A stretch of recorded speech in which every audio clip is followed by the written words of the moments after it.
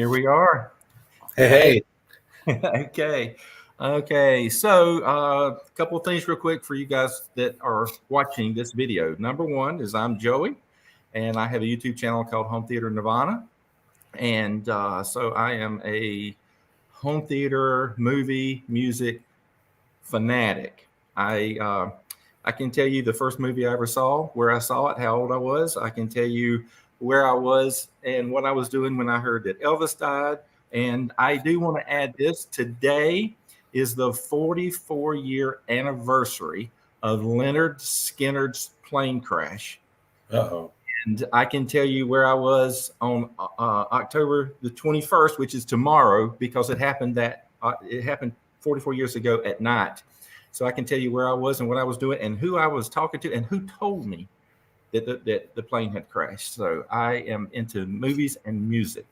Another quick note before we jump into this is, as you can see, up here in the corner, it says powered by StreamYard. So yes, I use StreamYard to do this. I'm not ashamed to tell you this is my first effort at this. So there is a great possibility that I am going to host something up in the next little bit with a conversation. But I'm going to tell you, one of the greatest guys I know in leadership, his name is Paul. And Paul told me one time, he says, don't try for perfection. Perfection means that you never make a mistake and it's not possible. He said, always try for excellence, because excellence means that I'm going to do the absolute best I can with what I have to work with.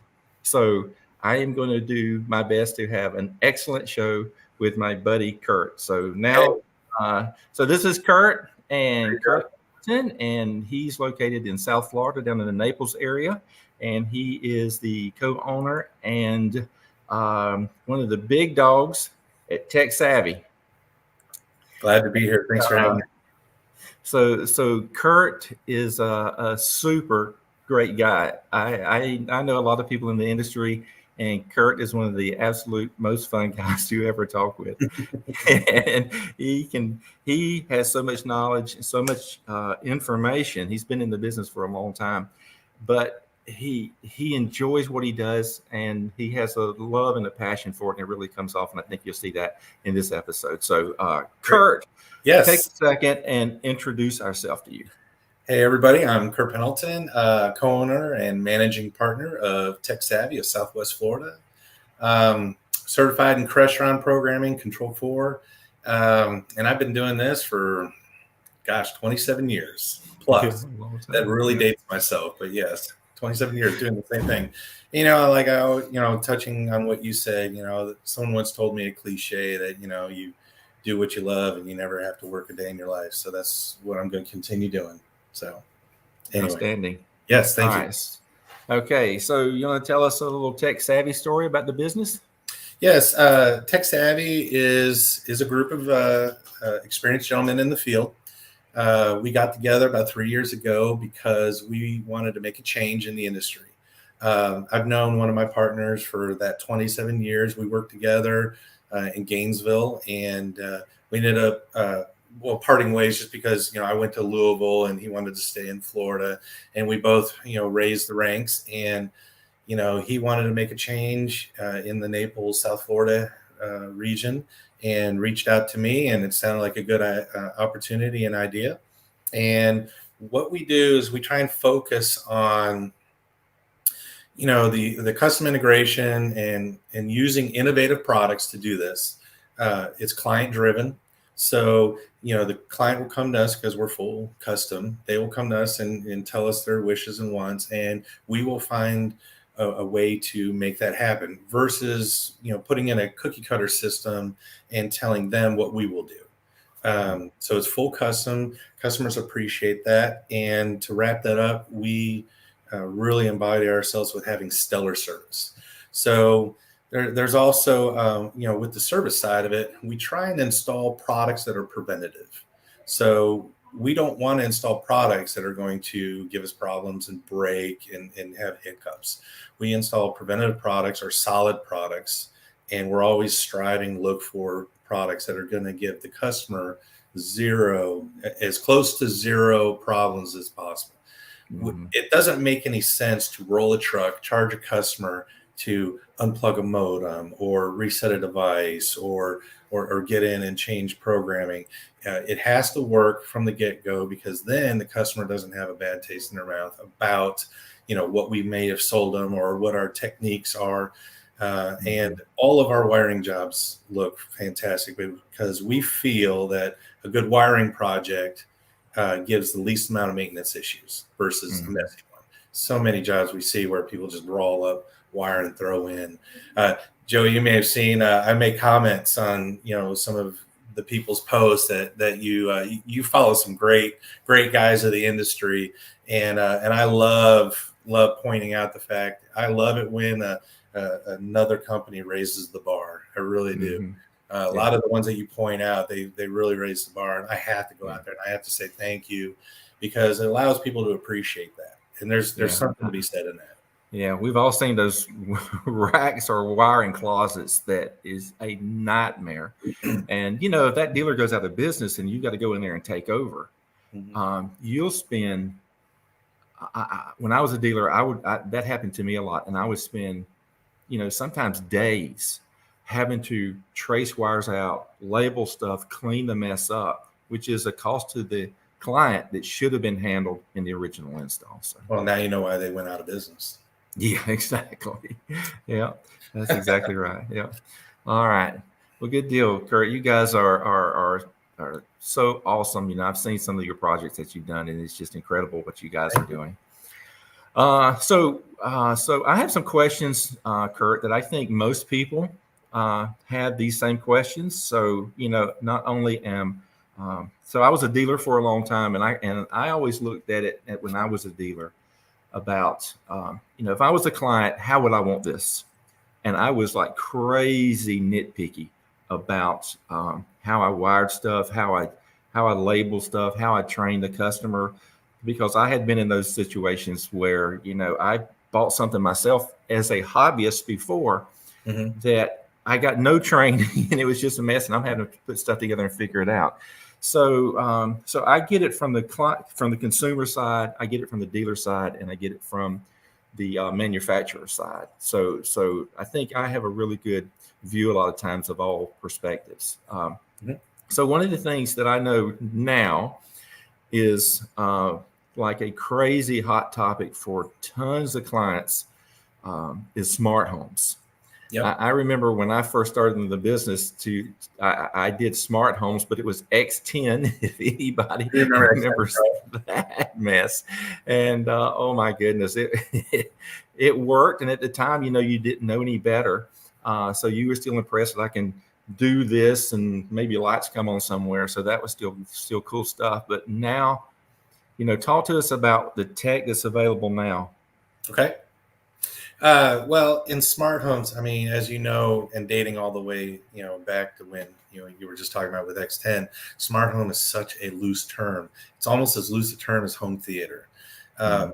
When you say it, it's like a giant bubble. It never really targets a specific product. Someone thinks that they have a smart home just by putting a web connected thermostat on the wall. They're like, I have a smart home. Well, you're getting there. You're down the road. But to me, my personal definition of a smart home is like what we propose to customers is a house connected. It's basically what it is. And what does that mean? It's like all of your lifestyle is connected into a platform. So you have lights, you have shades, there's your environmental control, and then you add in thermostat control to that. Then you have audio and video distribution, whether it be a single room or the whole house audio, so that when you're entertaining, it flows to the whole house, and it's a very seamless product, so that when you go from inside to outside or room to room, it flows evenly. And it's a nice background, it's very soothing, and it's not hot spots of audio.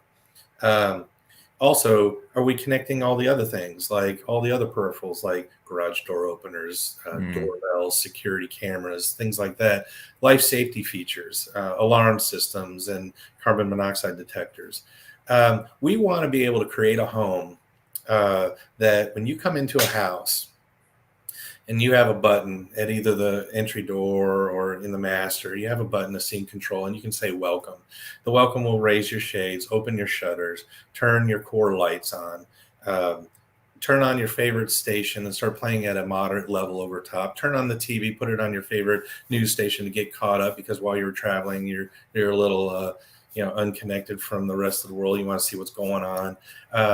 And put the thermostat back, maybe get the hot tub going outside, get it started up. So in case you get off the plane, you might go, you know what, I'm going to get changed and hop in the hot tub.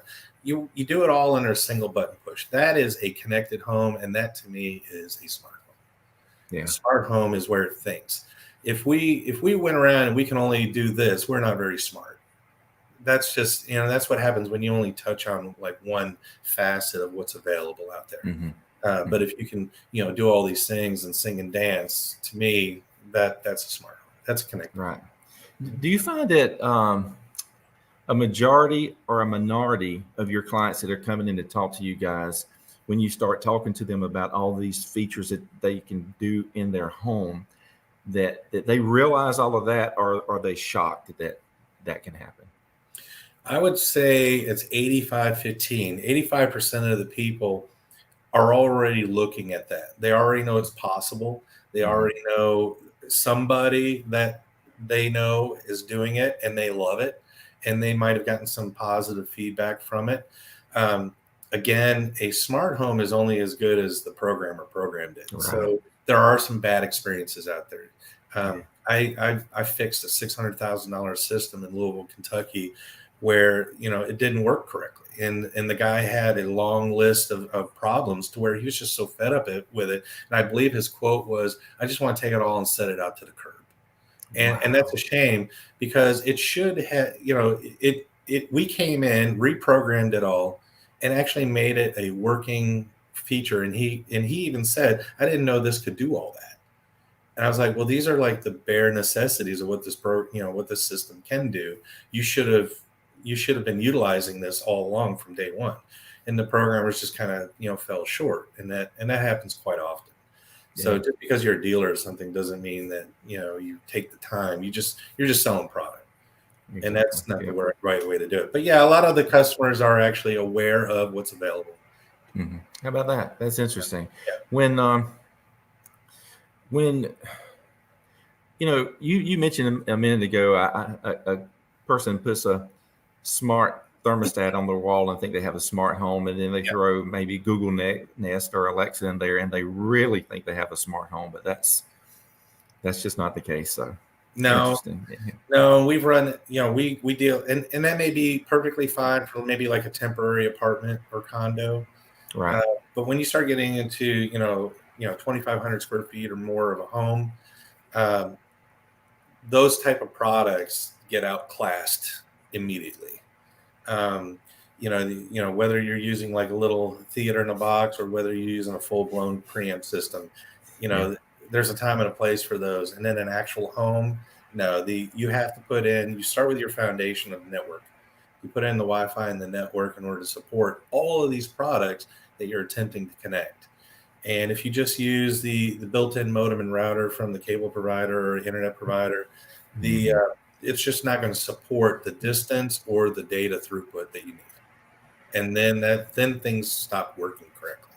Right. So we start there. We start with the network, and we have a pretty extensive knowledge of networking. So we install the correct network, and then we start building over that.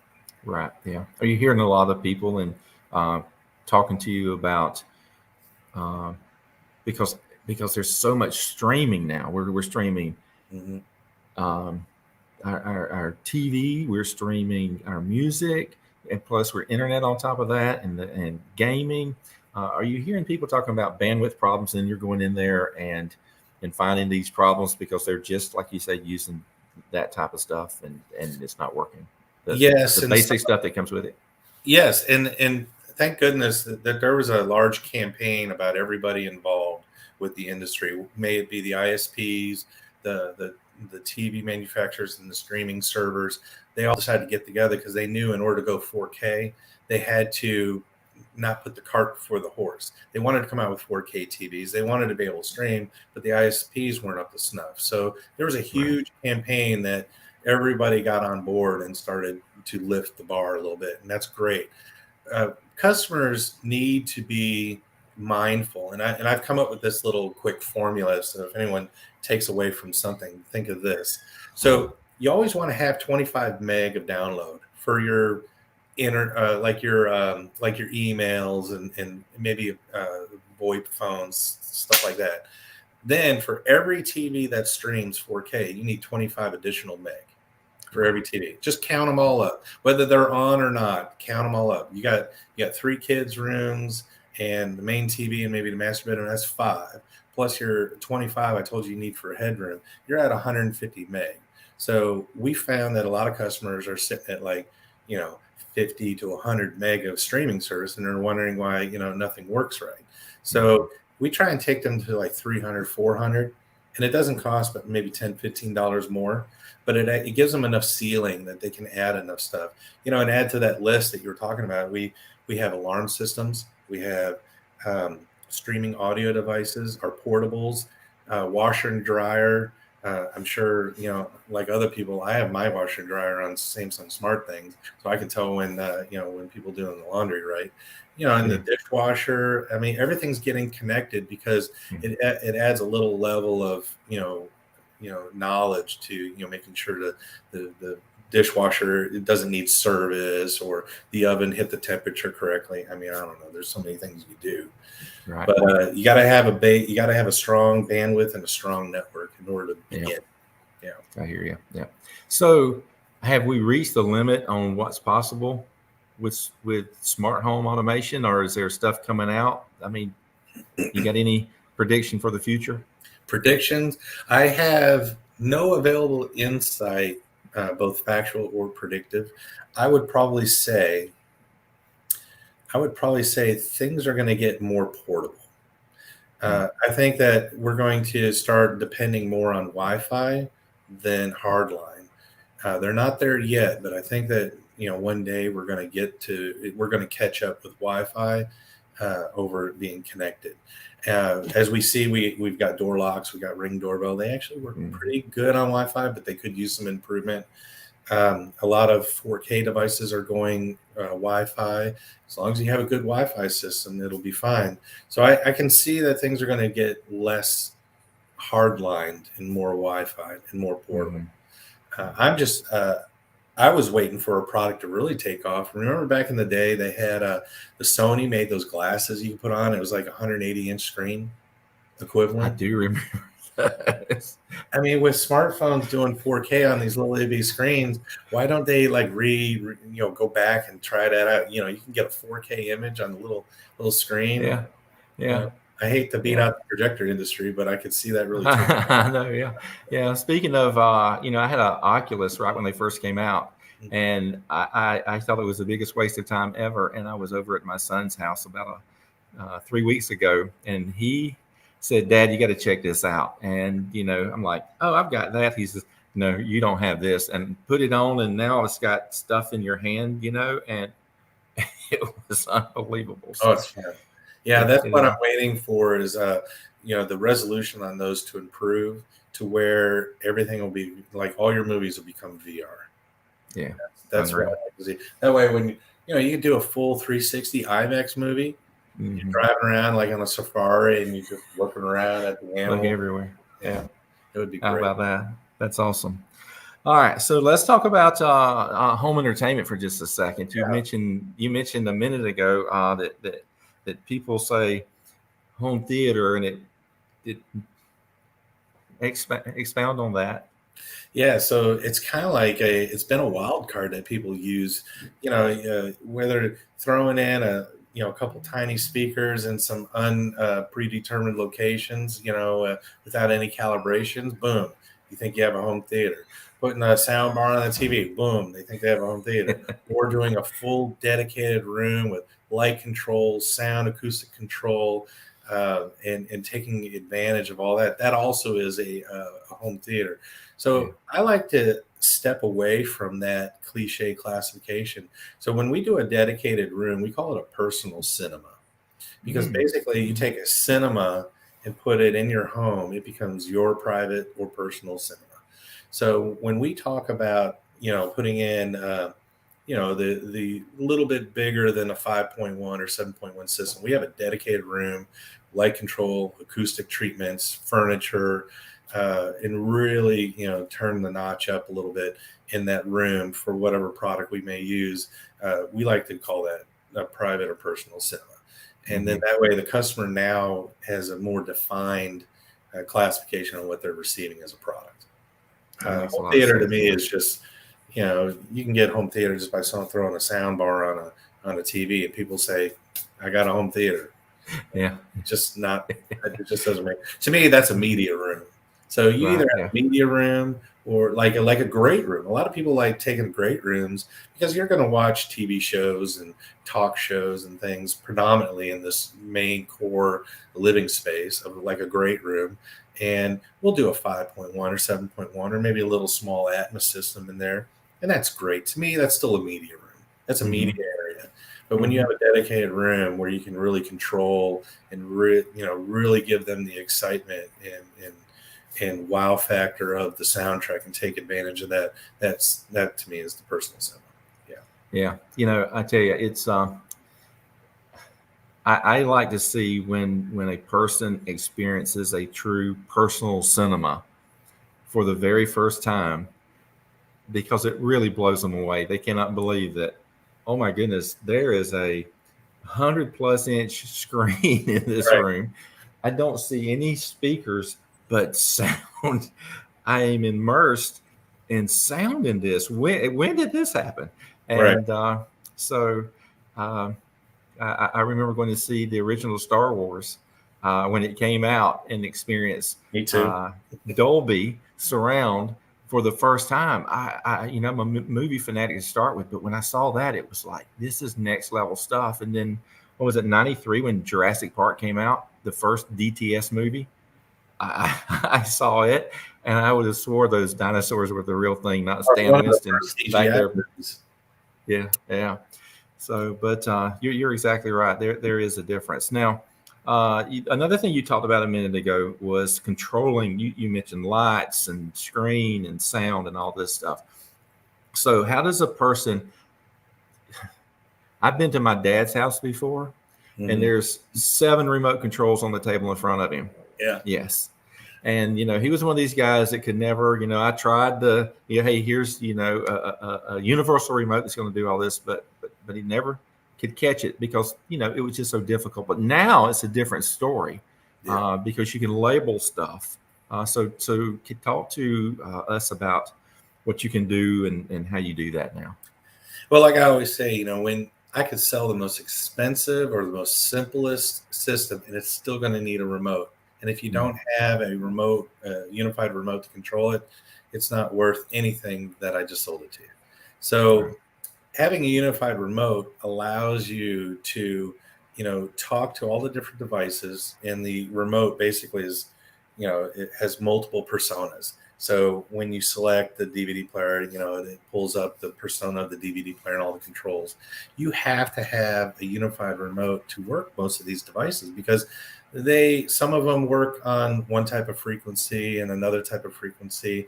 And the unified remotes that we use multiple different ways of communicating with the product, whether it's IR, which is direct line of sight, RF, then you have RS-232, and then you have IP, which is over the network.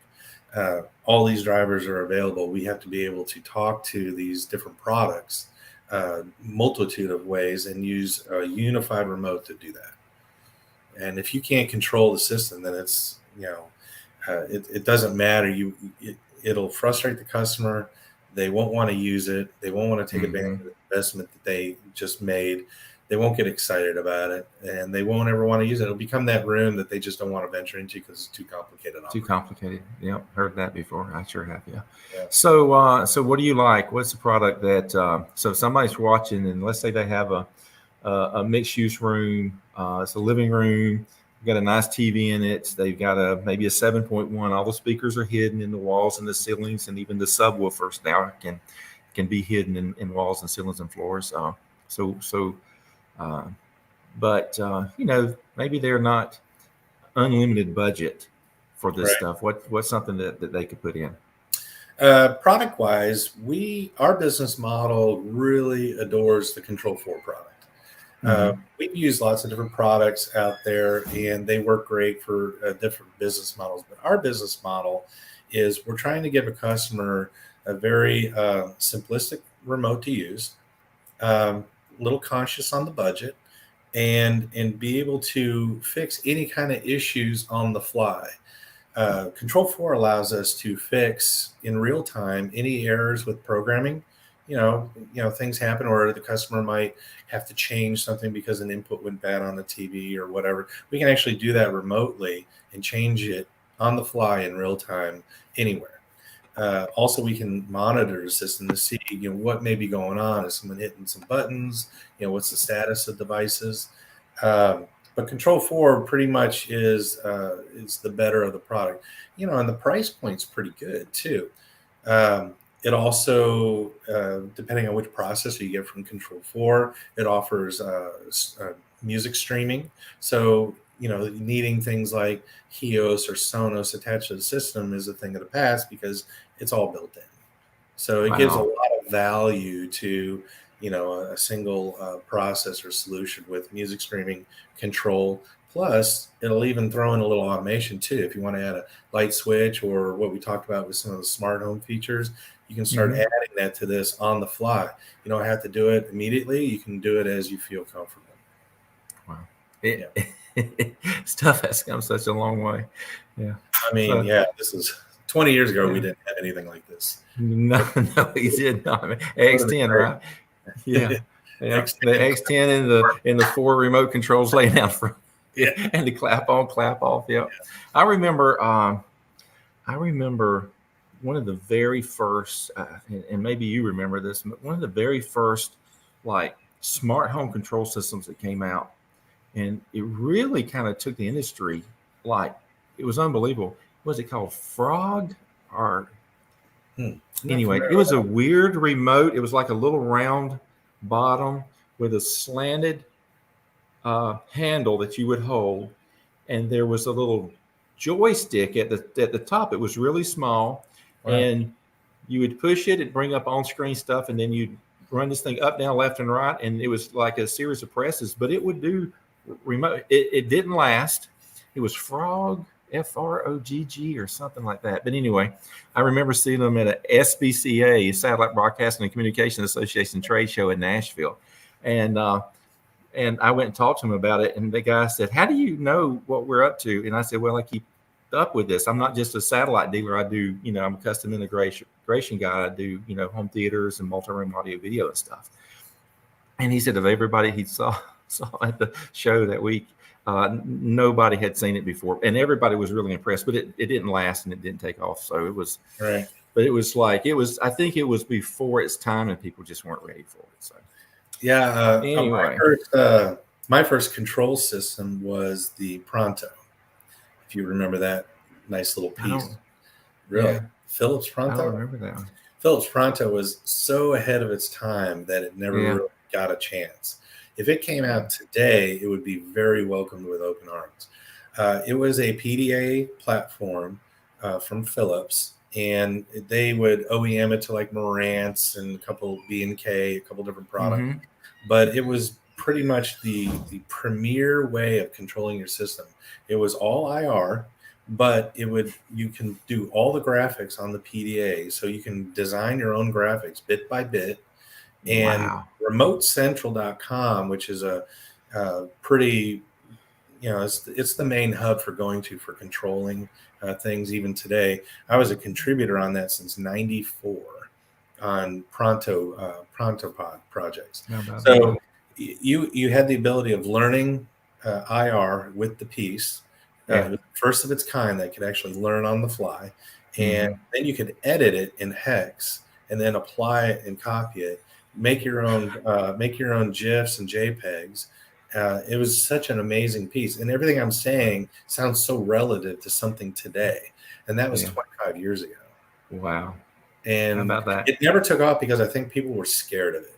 Yeah, I think that was what was happening with this other one that I was talking about. Yeah. It was too much for people to comprehend that it could actually do what it said it could do. So right. Yeah, and it had its issues, but it was a fantastic platform. But that's where I started. That was my roots. Yeah. How about that? Yeah. All right. So here's a question I always like to ask everybody I meet. Okay, you ready? Are you a movies guy? Are you a music guy? Or you're 100% both? I'm going to lean on both, especially if it's 80s music, because I grew up with MTV. I waited in front of that thing for that countdown to happen, and I saw that first video, which everybody knows what the first video was that came out on MTV. Video Killed the Radio Star. Yeah. I bet you don't know what the second one was. Well, most people think the first one was God, I'm having a brain fog right now. I Want My MTV. Oh no, that song. That came a lot later from the song. I know, but most people answer that question with that answer. So no, I don't know what the second one was. The second one was The Tube's "One in a Million."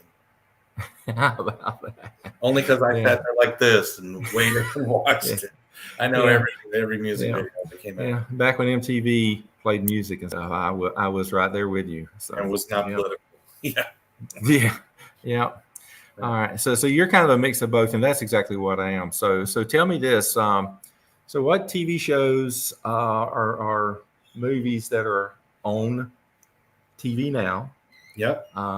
What TV shows or movies that are you into? Do you rewatch movies? Look, I have watched movies. There's a movie I watched. I know over 500 times. I've watched. I used to watch it every weekend. I loved it so much. I've watched. Please tell me it's not the Ewoks Adventure. It's what? It's not the Star Wars Ewoks Adventure, is it? No, it's not. Definitely not. But and just to give you an example, I've watched The Girl with the Dragon Tattoo 3 times this week. Oh, is it pretty good? I haven't seen that one. Oh, David Fincher is a genius when it comes to making movies. Now, he is one of these guys. I heard he's a really difficult director to work with. You know, I think the saying is, we've shot this scene 7 times. Okay, now let's do it for real. And you might do it. Yeah. But The Girl with the Dragon Tattoo is, look, it's hardcore. There's some scenes in it that are pretty rough. It's not for kiddie night at all. Okay. But it is such a good like murder mystery drama that was by a book that's gone into all these other books. The Girl with the spider webs, blah blah blah. But so this was kind of the first movie, and David Fincher did it. And Daniel Craig was in it, and I'm on this Daniel Craig mess here recently because of No Time to Die, and him, his time at James Bond is over. But I watched this, and I always find some new piece and think, what made David Fincher think that I wanted to film this way? So anyway, I'm a movie nut, but it's not only about I love the movie, but I want to know what the thought process was, how it was made, behind the scenes stuff. So so I can watch a two-hour movie and then spend, I think the behind the scenes stuff for that movie is 4 hours of content. So so tell me, So what TV show? It can be a TV show or a movie that you're into right now. Right now we're having fun watching the Evil series. We finished out Lucifer. That was pretty decent. That had a good ending. And then Foundation. I'm trying to get into that one. Foundation. Yep, I just saw that one myself. Yeah. No Ted Lasso. Nope, it's not on my radar. Yeah, I'm going to tell you, man. Somebody said you ought to watch this, Joey, and I had no desire to do it. And they were in the latter part of season 2 when I decided to give it a try. And I am 100% hooked now. It is so good. So the writing is like really, really good. I like when I watch either a movie or a show, and it makes me go through a bunch of emotions. And Ted Lasso does that. In a single episode, you might be crying this minute, and laughing your head off at this minute, and then the next minute you're looking at your, you know, somebody's watching it with you and saying that was the best line ever. Whoever wrote that is brilliant. So Yeah. What was the last movie you saw in the theater? A Quiet Place 2. That was a good one. I like That was really good. We went to see A Quiet Place. It was super good. And then when this came out, I did a lot of behind the scenes research into it, and I love the storyline. So when things kind of got back opened up, we went to see it, and it was the last movie I saw before that was Star Wars: The Return of Skywalker, which was in December of 2019. So it was like a year and I don't know, 5 months, or so. But yeah, I love going to the movies. I love going. You know, my dilemma is I'm so in the home theater.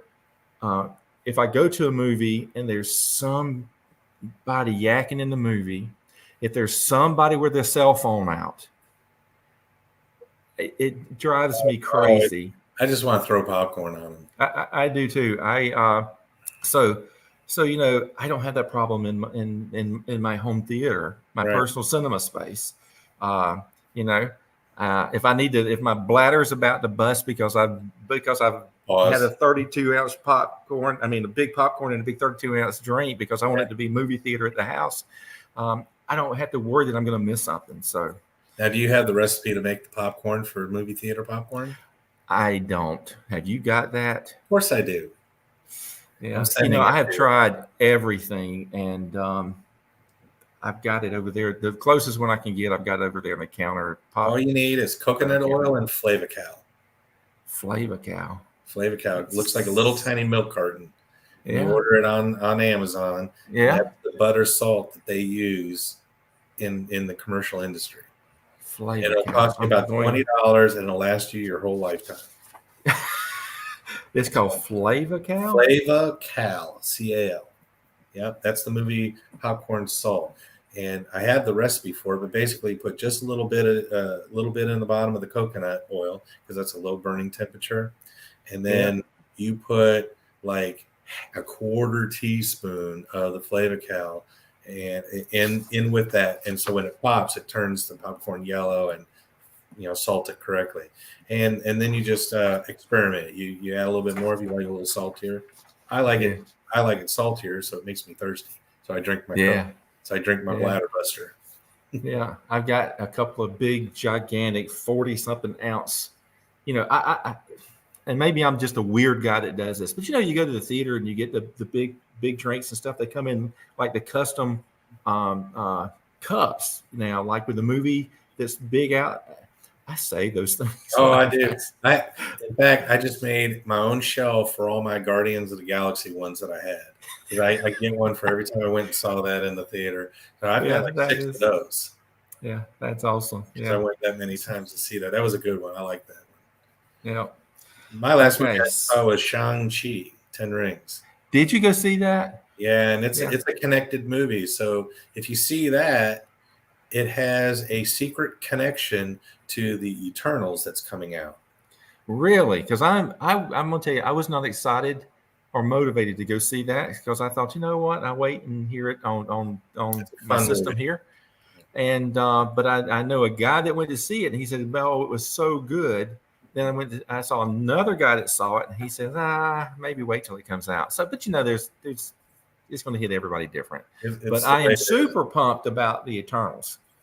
Well, so they're all connected. So, you know, the Eternals picks up where getting rid of Thanos leaves off. So they were not supposed to interfere with that whole business, but now there's a larger threat coming after the Thanos, and it has to do with one of the Eternals coming.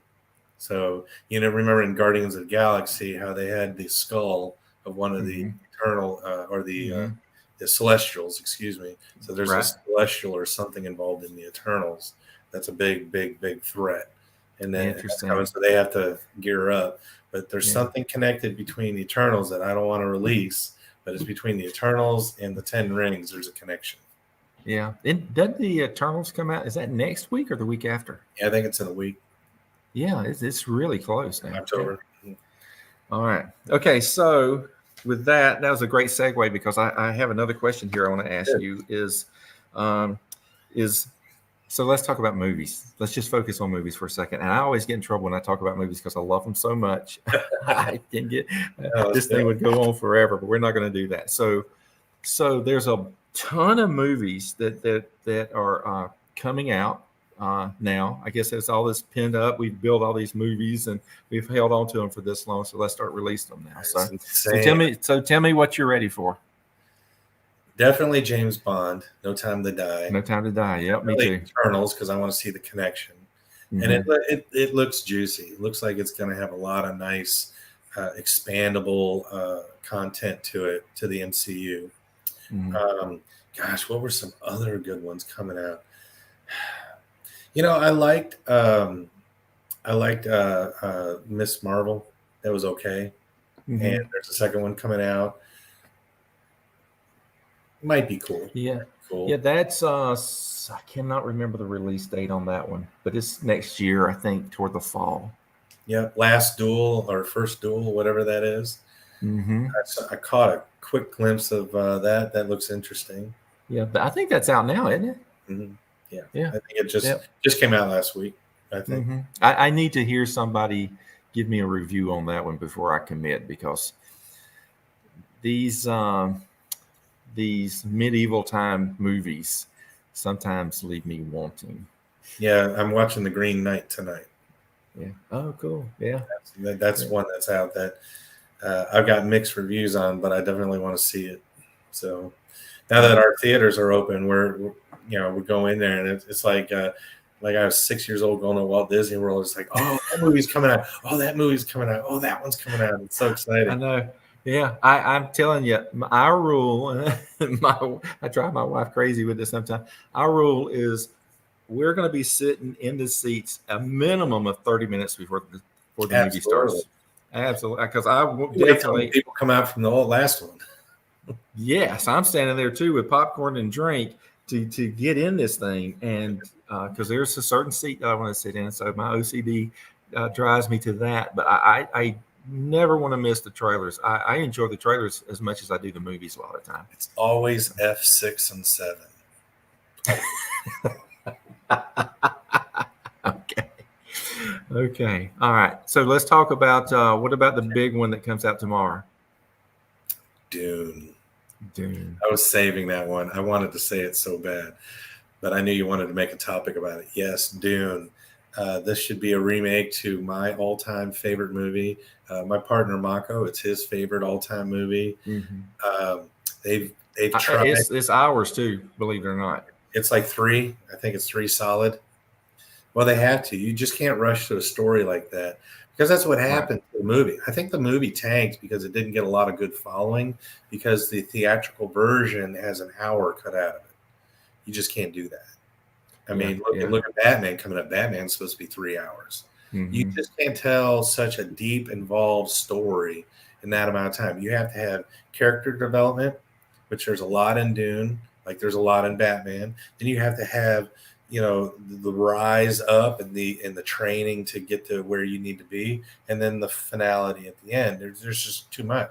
There's too much that he has to discover about himself to really skim through in 2 hours. I think that's what burned the movie back in the 80s is for the lack of character development. Yeah, it didn't make sense when I first saw the extended version, which is the only version I own now. Right. It was like it was a whole new movie. It suddenly it made sense. Oh, yes, yeah. So to watch the original in the theatrical release version of just a couple of hours is, hey, look, I'm a sci-fi guy. I liked it then, but when I saw the extended version, it was brilliant. So I'm super pumped because we're making this Doom thing an event for us this weekend. So good. Yeah, we've got IMAX tickets, so we're excited to go on Friday night. So if you see it Thursday night, don't ruin it for me. I'm not. Yeah, the only thing that I have heard about it is because they can't do it all in one movie. They're going to make multiple movies. Is there's like the only thing I've heard was there's an abrupt stop in this at the end Okay. because they're going to do it in at least 2 movies. Okay. Kind of like the Yep. Avatar thing. Yep. They tried to go. Or maybe it's more like Kill Bill Volume 1 and 2, because at the end of the first one, it's like an abrupt stop. But did we conclude this thing? And that was why it was part 1, that's and then part 2 came out. It was either going to be a 3 hour and 20-minute movie, and he was going to get refused to show in a lot of theaters because they wouldn't. So he broke it into 2 to make it palatable for the theaters to sell tickets. Right. Yep. Otherwise, he was going to be shunned out of most theaters. Mm-hmm. He was. So I think. Yeah, Quentin's not epic enough to take a 3-hour slot. Right. Yeah. Yeah. Even though he did the Grindhouse movie with, what was it, Planet Terror, and I sat through that 3+ hours. A Death Proof. Yeah, Kill Bill was a fantastic movie when you put it together. It was, but nobody knew that until after it was played. He knew exactly. The movie's a great movie. It is. Yeah, I am a big Quentin Tarantino fan. He said he's only going to do 10 movies, and the next one he makes is number 10. So I did hear that he's making one more and he's out. Yeah, that's that. He said this his whole career. I want to do 10 movies. So he's really been nitpicky about this last one. You haven't really heard him surface for a while. Yeah. So anyway, all right. So Dune, and I noticed that. So I saw Tom Hanks. So I'm a World War II. I wouldn't say historian, but my entire life I have studied World War II. So maybe I am. So I like everything World War II related. So when Tom Hanks came out with Greyhound, yes, I knew you were going to say Apple. Yeah, I've watched that one maybe 10 times. The immersive sound in that film is. I mean, I was on the first time I watched it, I was on the edge of my seat because it was like you were in that that tin can destroyer chasing down these subs. But he has Finch coming out next week or the week after, so that's coming out really soon, and it's Apple TV only. I don't know if it's going to be at theaters. Have you heard about that one? Not Finch, no. Yeah, it's like an end of the world thing. He's the last man standing. Okay. And he's like a computer nerd, and he's building these robots to help him be the last man alive. So that looks pretty interesting. And Matrix in December. I'm very curious to see where they're going to take this, how they're going to revive and make all this make sense, so we're not nuts that Neo died and Trinity died and all of a sudden here they are again. Yeah. There's so many good rumors about it. I can't wait to see what really happens. Yeah, and then so let's see what else I got here. Because I wrote some of these down because these are next year. John Wick 4. Pumped about that one. Powerful trio. Yep. That's in May. Top Gun Maverick. I have been crazy pumped about this one. I can tell you what theater I saw the original Top Gun at, what the name of the theater was, and there was a wreck outside just as we were buying the ticket to go inside. So Top Gun, but that's May of next year as well. Tom Cruise is making Mission Impossible 7. What crazy stunts is he going to come up with we all know he's an alien. Come on. He's got to be. But I've seen recent pictures of him, and he doesn't look the same he's looked like in the last 10 years. If you go Google that, you'll see what I'm talking about. And then Avatar is in December. Avatar 2 is in December. That's not coming out until 2030.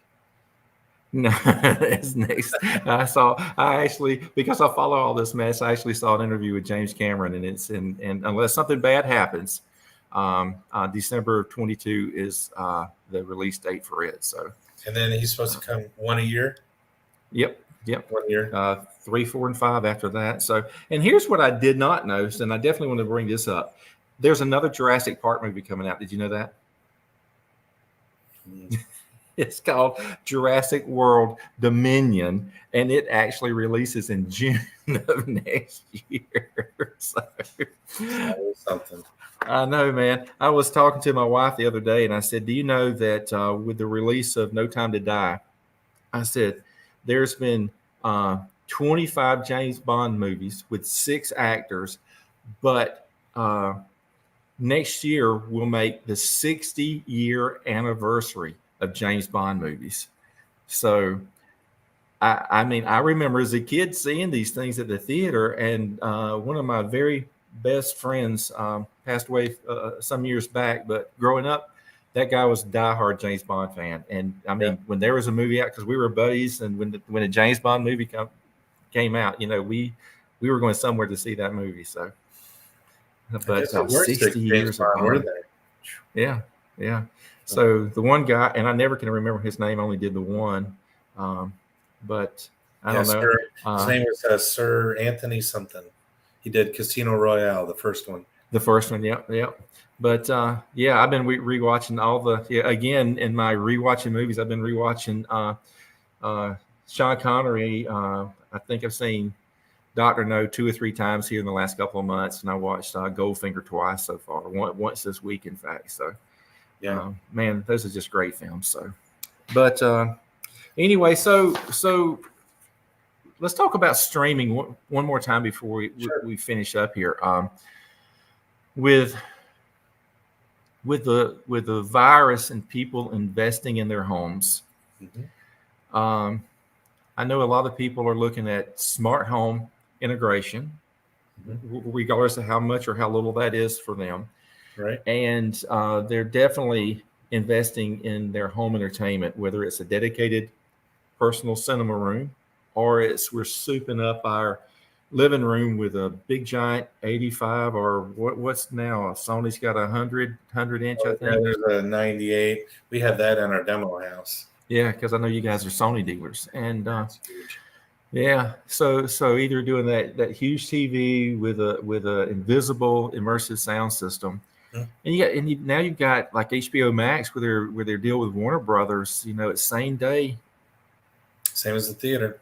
Yeah, same day viewing. I did hear this past week that Disney Plus, in some of the movies that they have coming out in 2022, I guess some of I don't know, the theaters push back on them or the distributors or who, but now they're talking like for next year, there's going to be like I want to think it's a 10-day window from, instead of same day play, it's a 10-day window. Maybe it's a 15-day window.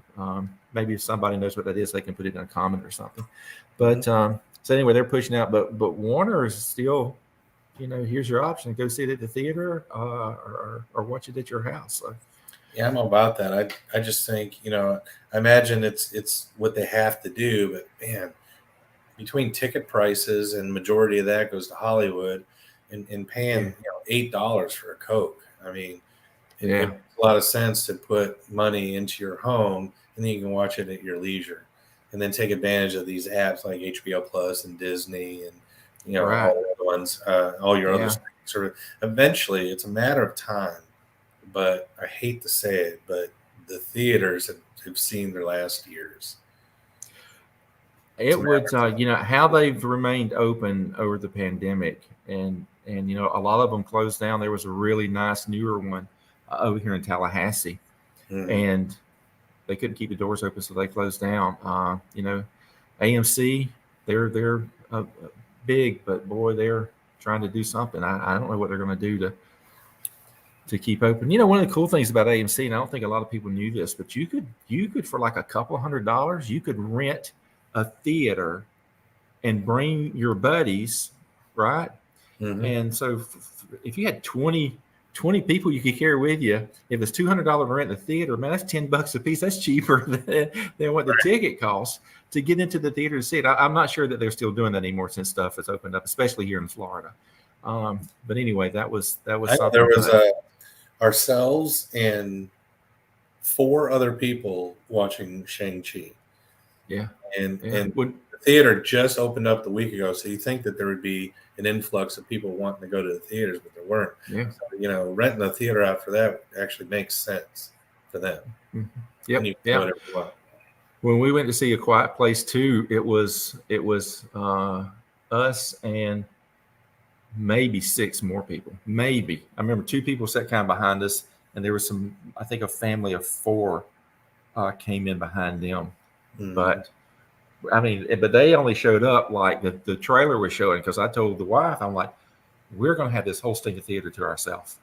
So, but they came in while the trailers were showing up. And of course, my OCD was like, you are late getting to this place, man. You do So, not crack that door and let the light in. yeah.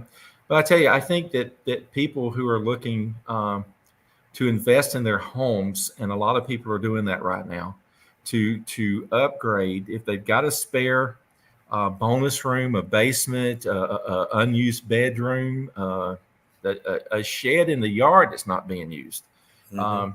to invest in either a personal cinema or to talk to somebody like you guys to update and upgrade their mixed use room for that larger screen TV, that control for one remote control, push a button and everything happens. TV Yeah. system, hidden speakers is is a good investment. Some of my best memories are my parents carrying me to movies when I was young, and that we all sat there and watched it, and we talked. I think that's why I love it so much, because after it was over, we talked about the movie. What'd you think? What'd you like? Who's your favorite character? What part shocked you? Uh, Mhm. I mean, movies like that nobody's ever heard of. Sometimes a Great Notion was a movie that my parents took me to that really affected me, because there was a cut off arm stuck on a stop going down the river. It's about a logging community. And Henry Fonda was in it, and a bunch of actors. It was a good movie. But I saw it when I was real little. They carried me to, my dad liked scary movies. He carried me to see Let's Scare Jessica to Death. I mean, that movie freaked It me worked. out. Yeah, but Dad loves Westerns, so we went to see, I remember Big Jake. We went to see that with John Wayne. I still watch it, enjoy it. And one of the things, and you can expand on this, is sometimes you get a guy like me, Casablanca, one of my favorite old movies, a Rear Window. A lot of people think that, well, I'm a classic movie fan, Kurt. I, that's an old movie. I don't even know if it was in stereo. What use do I have buying a 98-inch Sony and you putting, 12 Mhm. speakers in my living room? What good is that going to get me? Well, I mean, there's a lot of movies like Casablanca and some of the John Wayne movies that are remastered. So they're putting the intensity and the color back into these movies, either organically or under computer guided aid. So you can take advantage of these TVs that have these great color gamuts with these old movies. Mm-hmm. Secondly, let's look back. Days of Thunder, great movie, right? Mm-hmm. That came out prior to Dolby Surround, Dolby Pro Logic Yeah, prior to yeah. that. Mm-hmm. But when the movie came out and finally hit VCR, then you were able to take a receiver, a Pro Logic receiver that took left and right channels and extrapolate the center. It sounded amazing. And people were like, man, that's a great movie to watch on surround sound. It's like, and I remember sitting there in '92 going, it wasn't even made for surround sound. It was a Yeah, left and right channel only. So it yeah. was like Star Trek motion picture, the original. Wrath of 79, yeah. yeah, Wrath of Khan. So and Star Wars, and then Yeah. they're getting remastered and redigitized. But if you had a decent enough processor, processors, like from Marantz, Anthem, Acurus, these processors will extrapolate the best they can the available audio track and give you an immersive experience that wasn't available before because Mm-hmm. like some of these higher end processors, like the Muse that I'm very fond of. The Muse will take a poor audio signal and expand upon that as best it can, or Mm-hmm. it'll take the latest audio track and expand on it the most you can. In any which case, you can watch that old movie that has an action track and actually bring it to life in your personal cinema just as well as if you bought the latest Wonder Woman or Mhm. a Marvel movie or whatever it may be. So I think that there's a lot to be said in these new devices that are available, these new TVs, new processors, to actually breathe life back into those older movies again, Yeah. especially the ones that are remastered. Yeah. Yeah. I saw a demo of a John Wayne movie. I think it was Rio Bravo, where Dean Martin is singing a song in the jail because they're protecting a prisoner from their gang trying to break him out. And so this is a 1950s movie, and it was on a 150-inch screen with that sound system. Just the speakers alone was probably 20,000, and it sounded like Dean Martin was in that room, and Wow. it was so clear, Mhm. and it was really. So I think that a lot of people don't understand that even if it is old movies, they probably, like you said, have remastered it. You know, one of my favorite silent movies is Buster Keaton's The General, Mhm. and I can't the Coen brothers, and not the ones that make the movies, but there's a company called the Coen brothers. They remastered that thing and made it in 4K, and gave it a new updated musical score. It's a silent movie. I've got to read the whole words moving, and then I read it. It is absolutely fantastic. I Wow. was blown away how clear it was and how good it was. One of my favorite movies is It's a Wonderful Life with Jimmy Stewart. I love him as an Right. actor, and I had the 4K version of the movie, and I watch it because I've seen it so many years with all the dust and scratch and bleeps in it, and now it is just pristine. It sounds so good. So, with a good sounding system, those old movies really come back to life in a way that they probably did not have when they were first released. So, Yeah, that's my second favorite Christmas movie. yeah, that's wonderful. What's your first one? Christmas Carol with Henry Winkler. You are kidding. How about that? That is Yeah, an amazing story. I love how Henry Winkler did it. So it's a good yeah, one. that is Check great. it out. Yeah. All right, so Kurt, we just passed our limit that we kind of promised we were going to do with each other. So Good. before we get off here, why don't you? So thank you so much. I really appreciate you taking time out of your day to do this and Absolutely. share all this Yeah. with us. So if somebody wanted to contact you, how would they do that? And I think here's another thing that's important to share. Where do you guys service? So Okay. because if the guy's in Montreal, Canada, and you're not going to do that, head him off at the pass here. But if you do cover that, so where do you guys service, and how do they get up with you guys? Our service footprint is in South Florida. We service Captiva, Sanibel, Fort Myers, Bonita Springs, Naples, and Marco Island. That whole strip along the western Gulf there. So if you wanted to reach out to us and see what we're about, I have some nice little images and backgrounds on some of the people that originated the company on our website at www.techsavvynaples.com. That's TECHSAVVYNAPLES.com. And if you wanted to reach out and call us to set up an appointment, you can always call 239-920-TECH, which is 8324. All right, good deal. And I will take that information and put it down in the description of the video. So if somebody wanted to go in there, and it should make that link to clickable. So Sure. all right, brother. Well, man, I appreciate you so much. This was so much fun. I always love talking to other movie and music enthusiasts, and especially somebody that's really got their finger on the pulse of what's going on for homeowners now. So thank you so much. Excellent. And you and I are going to talk Saturday about the movie. Yes, we will. Okay. All right. Thanks, everybody, for watching. If you hung around with us and you're still with us, we appreciate you taking the time to be with us. So thanks so much. All right.